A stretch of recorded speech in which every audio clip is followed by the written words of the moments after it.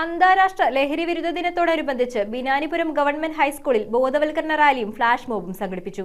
PTA president Abdul ജബ്ബാറിന്റെ അധ്യക്ഷതയിൽ നടന്ന ലഹരിക്കെതിരെയുള്ള പോരാട്ടത്തിൽ കായിക പ്രേമികളെ അണിനിരത്തിക്കൊണ്ട് സംഘടിപ്പിച്ച 1 മില്യൺ തൂഫാൻ ഗോൾ 2026 ദിനാചരണത്തിന്റെ പ്രധാന ആകർഷണമായി മാറി. ഈശ്വര പ്രാർത്ഥനയോടെയാണ് സ്കൂളിലെ ലഹരി വിരുദ്ധ ദിനാചരണ പരിപാടികൾക്ക് തുടക്കമായത്. PTA പ്രസിഡന്റ് അബ്ദുൾ ജബ്ബാർ അധ്യക്ഷത വഹിച്ചു. BRC കോർഡിനേറ്റർ നബീല ടീച്ചർ ചടങ്ങിൽ ലഹരി വിരുദ്ധ സന്ദേശം നൽകി. നമുക്ക് എന്താ ചെയ്യാനുള്ളത്? നമുക്ക് നല്ലോണം പഠിക്കുക, നമ്മുടെ വിദ്യാഭ്യാസം നേടുക, ഉയർന്ന രംഗങ്ങളിൽ എത്തിച്ചേരുക.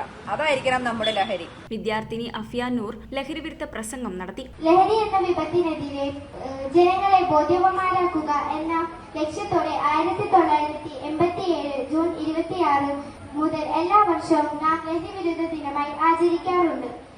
ആൺകുട്ടികളും പെൺകുട്ടികളും ഇന്ന് നമ്മുടെ സമൂഹത്ത് ഒരുപോലെ ലഹരി ഉപയോഗിക്കുന്നുണ്ട്. ലഹരി മനുഷ്യനെ മാനസികമായും ശാരീരികമായും തകർക്കുന്നു.